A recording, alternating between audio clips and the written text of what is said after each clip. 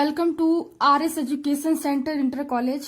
Welcome online biology class. Today's class is dedicated 9th class Hindi medium student और आज की class में हम सेल की बात करेंगे और सेल में अंतर्गत पाए जाने वाले अंतःप्रदवी जालिका की बात करेंगे।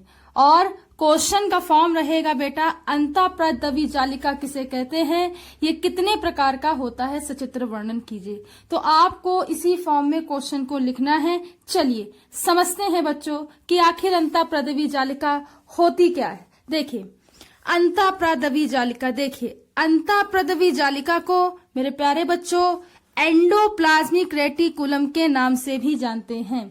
अंतःप्रदवी जालिका को एंडोप्लाज्मिक रेटिकुलम के नाम से भी जानते हैं।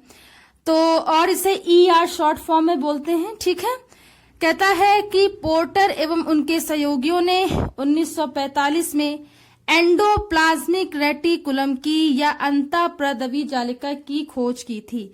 तो आप हमेशा याद रखिए कि पोर्टर एक वैज्ञानिक थे और 1945 में इन्होंने एंडोप्लाज्मिक रेटिकुलम की खोज की थी।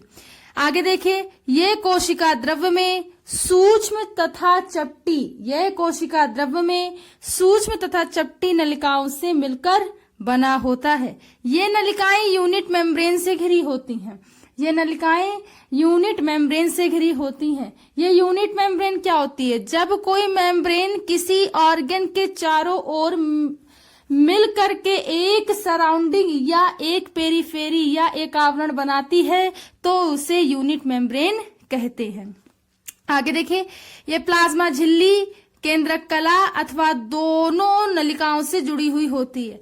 तो बेटा जो एंडोप्लाज्मिक रेटिकुलम या अंतःप्रदवी जालिका होती है, ये प्लाज्मा झिल्ली के साथ साथ केंद्रक कला से भी जुड़ी होती है। अब देखिए अब इसमें क्या क्या चीजें होती है। देखिए, लंबी व चपटी नलिकाओं के रूप में इसमें सिस्टर्नी व कुंडिकाएं पाई जाती हैं तथा अंडाकार थैलियों के रूप में इसमें आशय पाए जाते हैं।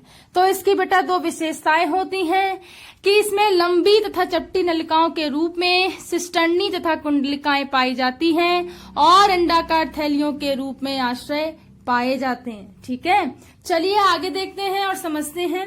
और इसमें देखिए तीसरा जो पॉइंट होता है, कह रहा है कि छोटी व शाखित अनियमित नलिकाओं के रूप में बहुत सारी नलिकाएं भी पाई जाती हैं। तो हमें तीनों पॉइंट को याद रखना है। लंबी व चपटी नलिकाओं के रूप में सिस्टर्नी पाई जाती हैं, दूसरे नंबर पर अंडाकार थैलियों के रूप में आश्रय पाए जाते हैं और तीसरे नंबर पर छोटी शाखित अनियमित नलिकाओं के रूप में नलिकाएं पाई जाती हैं। मेरे प्यारे बच्चों, अंतःप्रदवी जालिकाएं दो प्रकार की होती हैं। एक होती है रुक्ष या खुदरा अंतःप्रदवी जालिका रफ एंडोप्लाज्मिक रेटिकुलम और दूसरी होती है चिकनी प्रदवी जालिका स्मूथ एंडोप्लाज्मिक रेटिकुलम। चलिए देखते हैं ये क्या होता है।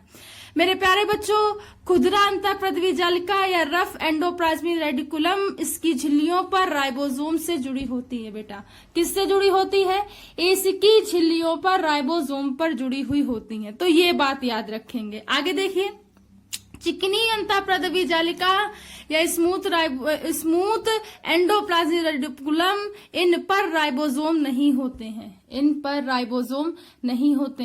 तो बच्चों आप ये बात याद रखेंगे। आगे देखिए, कह रहा है एंडोप्लाज्मिक रेटिकुलम के कार्य। तो अंतःप्रदवी जालक के निम्नलिखित कार्य होते हैं। तो देखिए क्या क्या कार्य होते हैं।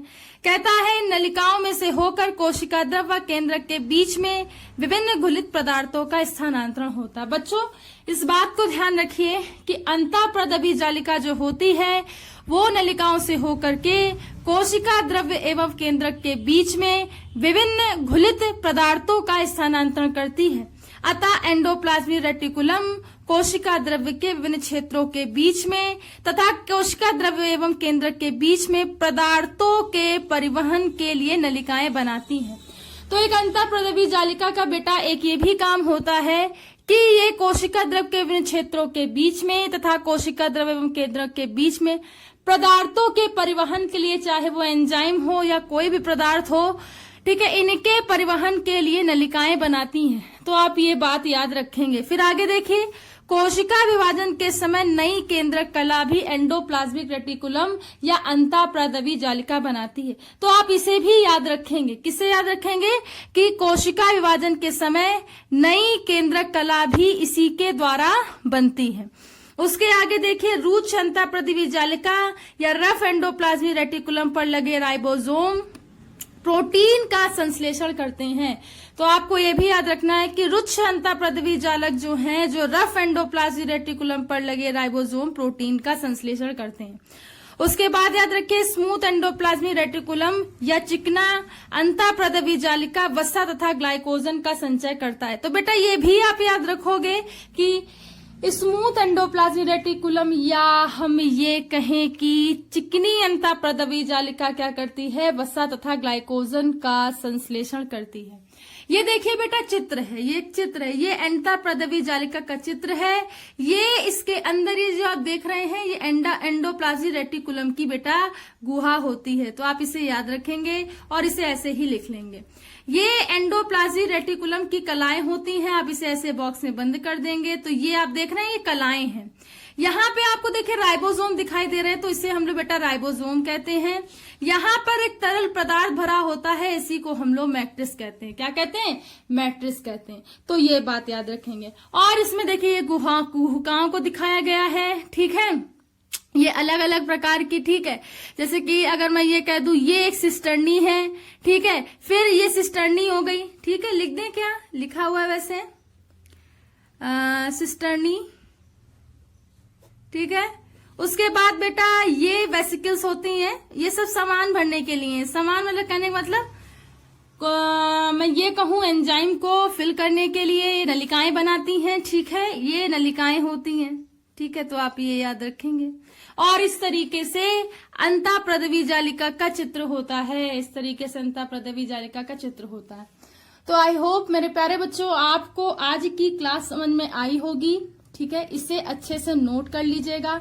अभी हम इसके आपको पिक दे रहे हैं और वीडियो के सहायता से आप इसे समझने का प्रयास करेंगे। और अगर आपको नहीं समझ में आता है तो आप प्रश्न पूछ सकते हैं। प्रश्न पूछने की कोई सीमा नहीं है। तो thanks to all student to watch my class. Thanks again.